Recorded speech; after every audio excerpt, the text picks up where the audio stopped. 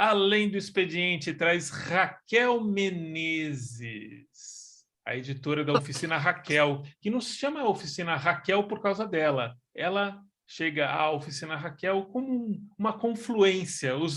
Essa coincidência de nomes é uma confluência astral, Raquel Menezes. Não é uma coincidência astral, é uma coincidência literária. Eu acho que são dos afetos que fizeram com que a Oficina Raquel acabasse ficando sendo minha, né? O Ricardo colocou esse nome na editora quando ele fundou, para homenagear a noiva dele, né? Preciso contar que meses depois, 1 ou 2, eles se separaram. E aí várias coisas aconteceram, né? O meu ex foi um dos primeiros autores, então assim, eu fazia parte daquele grupinho, né, em torno da Oficina Raquel, que nessa altura era uma editora só de livro artesanal. E o Ricardo, quando eu queria abrir uma editora, ele falou: não abre não, vem trabalhar comigo. Eu falei assim: mas com esse nome? Ele falou: pô, justamente, esse nome, pô, o negócio foi meio que feito para você. Eu falei: tá bom, mas a gente não vai trabalhar mais como artesanal, né? Que não é exatamente esse o meu barato. Ele falou: tá bom. Aí a gente começou a fazer um modelo misto, né? Que tinha artesanal e também tinha para industrial, né? E eu falava assim: Ricardo, eu quero chegar a muita gente, quero chegar a muita gente. O artesanal você faz 80, faz 100, né? Você vai lançar um livro por ano, 2 livros por ano, enfim. E também isso, eu queria que a Oficina Raquel fosse um negócio. Isso já estava muito claro desde sempre. Assim. A gente vai falar de um livro do seu coração, em que seu nome está no expediente. Qual é esse livro? De todos os livros estão no coração, porque vai que um autor olha isso e fala: só esse está no coração. Mas eu tenho um afeto e um carinho especial por esse livro do Rui, porque eu me identifico como uma pessoa muito assim: quero fazer, vou fazer, né? Então, uma história particular da minha vida para vocês entenderem, né? Eu fui fazer a prova de autoescola, por exemplo, dirigindo. Eu não tinha carteira e eu fui dirigindo. Então, assim, eu achava que eu podia fazer, então eu fazia. E eu falo assim: não é que eu acho que eu posso fazer qualquer coisa, mas eu acho que se a gente quer fazer, a gente consegue fazer. Parece papo de autoajuda, né? Mas se a gente quer fazer, a gente consegue fazer. E se a gente não souber fazer, ou a gente contrata, ou a gente vai estudar para aprender a fazer. Mais ou menos é isso que eu acho da vida e é o que eu tento colocar em prática. E aí, eu tinha trabalhado com a Raquel Matsushita, fazendo Porque Eu Não Consigo Gostar Dele e Dela, e ela falou: Kel, minha chará esse monte de Raquel na minha vida. Tem um projeto, você quer conversar? Eu falei: quero, Raquel, com você, quero conversar sempre, vamos conversar. Aí ela conversou, ela falou: você conhece o Rui de Oliveira? Eu falei: sim, o Rui de Oliveira. Então, aqui eu estou com um projeto dele, ele quer fazer um álbum da carreira dele. E aí ela ia falando, eu falei assim: que lindo, não faça, tem que fazer, tem que ter. E ela falou assim: e a gente pensou em você para fazer. E aí eu falei assim: eu? Acho que foi a primeira vez que eu me vi assim diante de eu posso fazer, assim, você sabe quem é o Rui melhor do que eu, né? Então assim, é, é um é um livro de arte, eu nunca fiz um livro de arte. E ela falou: não, mas é que é legal, você consegue fazer no Catarse, e aí a gente pode movimentar uma campanha e começar, inclusive, um movimento, né? Porque é isso, é o grande ilustrador que a gente tem no Brasil, um dos maiores, fez o Sítio do Capão Amarelo, né? A primeira versão, e não tem um álbum. Na verdade, os ilustradores brasileiros, artistas que ilustram livro no Brasil, não têm álbum, né? Assim, um álbum de carreira. Isso é uma coisa muito comum lá fora, e aqui no Brasil não tem ainda. Aí parece que ela entendeu que era o gatilho. Assim, você vai fazer um negócio que, tipo, não é muito comum, começa aí que daqui a pouco isso pode gerar um movimento. Eu falei assim: tá bom, que eu vou fazer. Mas eu só pensava assim: gente, como é que eu vou fazer esse livro? Aí, obviamente, fui conversar com vários editores de livros de arte, para perguntar qual era melhor gráfico, qual era melhor isso. A Raquel Matsushita é alguém que eu tenho um carinho super especial, e é uma professora nata. Eu nem sei se eu já disse isso para ela, porque assim, não sei se você já teve a oportunidade de entrevistar a Raquel, mas a cada coisa que ela fala, ela te ensina uma coisa sobre livro, sobre a guarda, sobre isso, mas é na conversa. Então, assim, eu trabalho com ela, acho que no final das contas, uns 2 anos e pouquinho, e eu tenho a sensação que eu aprendi muito sobre edição, muito sobre impressão de livro, muito sobre ilustração, só trocando ideia com ela durante os trabalhos, sabe? Essa semana foi alguma coisa assim que ela... Não, porque eu falei aqui, que é, isso aqui é na gráfica, e aí eu estou com a prova aqui, se a gente podia baixar um pouquinho. Aí ela falou assim, 2, 3 palavras que me abriu um horizonte sobre especificidades da faca do livro, né? Que o livro que a gente está fazendo agora junto tem uma faca especial, um corte especial.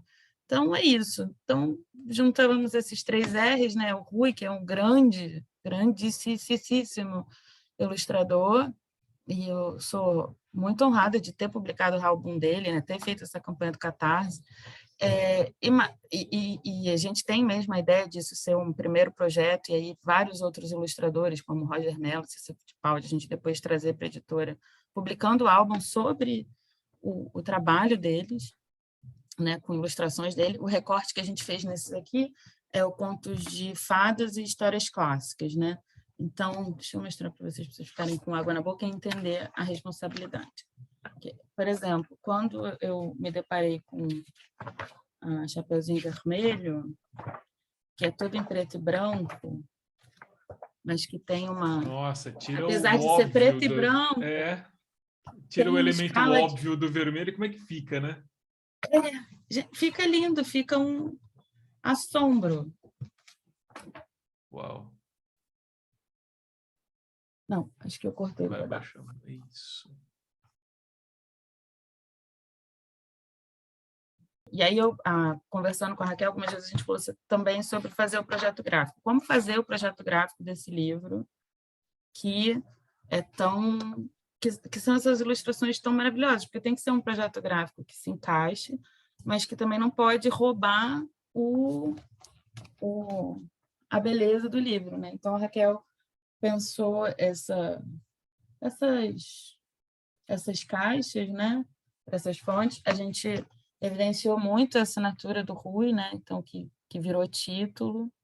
E aí a gente foi trazendo pequenas coisinhas, assim, como... eu amo essa guarda.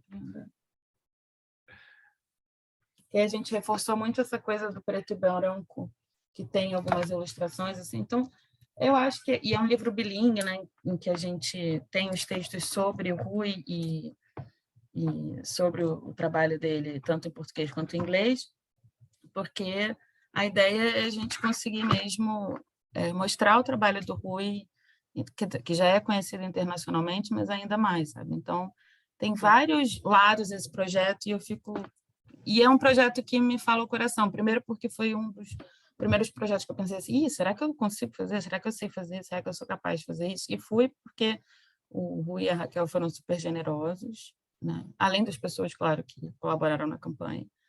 E é isso. E porque, de algum modo, eu tenho a sensação que ele marcou um pouco a vida da editora, sabe? De começar a olhar para o livro infantil com um outro olhar. E aí, depois que a gente publicou o Rui, a gente conseguiu convidar e trazer vários ilustradores e autores para o nosso catálogo. Então, no ano que vem, a gente tem o livro da Mariana Massarani, por exemplo. Esse ano, a gente tem o livro do Volney, Canônica. O Camilo Martins aceitou fazer uma ilustração para a gente. Então, assim, veio como trouxe, nesse movimento de crescimento que a editora está, acho que esse livro trouxe olha, além de tudo, além da gente ter esse pensamento político, estético, a gente sabe o que faz, a gente sabe com quem trabalha. O que você acha de vir trabalhar com a gente, sabe? Acho que tem esse discurso também. E agora você está caminhando para publicações que abracem mais efetivamente ainda a diversidade cultural, étnica, de gênero, que são assuntos urgentes, né, Raquel? Acho que, na verdade, isso tem muito a ver com uma posição que eu me cobrava muito já há alguns anos, que era, eu olho o catálogo da editora e tenho muita clareza do que eu faço. Mas todas as vezes que as pessoas perguntam, a editora publica o quê? Era sempre assim, a gente publica literatura e tal. Então, assim, eu conseguia ver a unicidade do que a gente trazia. Mas, assim, na hora de categorizar, né, ou essa coisa do nicho, que é super importante hoje para as pequenas editoras, eu ficava sempre assim, não sei bem. Aí a gente começou a pensar, falei, olha, não, a gente precisa reforçar isso, mas eu não quero mudar já o que a gente faz, né? E aí, numa reunião, estava a equipe toda, a gente chegou a pensar em focar na coisa da autoria feminina, mas eu falava, mas aí o Jorge, que é meu sócio, dizia, mas a gente tem outras coisas, a gente tem outras questões. E aí, a partir de todas as questões que a gente já tem, a gente chegou junto a essa ideia de diversidade, e, e hoje é um reposicionamento de dizer assim, ó, é isso que a gente faz, e é isso que a gente quer fazer ainda melhor, é isso que a gente quer entregar para você, leitor, né? E então temas como racismo vão estar sempre presentes, né? Autismo, capacitismo em geral, claro, literatura feminina e os atravessamentos disso, né? Porque assim a ideia às vezes não é nem o livro não precisa ser necessariamente feminista, mas foi escrito por uma mulher, né? Então a gente quer dar voz a quem não, a quem vive calado, quem vivia calado, principalmente nesse momento em que as vozes estão sendo caladas, né, agressivamente. E reposicionamento, que é uma palavra que você usou, é sempre é uma palavra corajosa, né, de se usar por quem está no negócio, é empreendedor, e você é uma editora e você tem a editora. Então, não dá um friozinho na barriga? E aí eu tive a sorte, se eu não me engano, quando saiu a matéria no Estadão, no sábado, saiu posicionamento, reforça o posicionamento.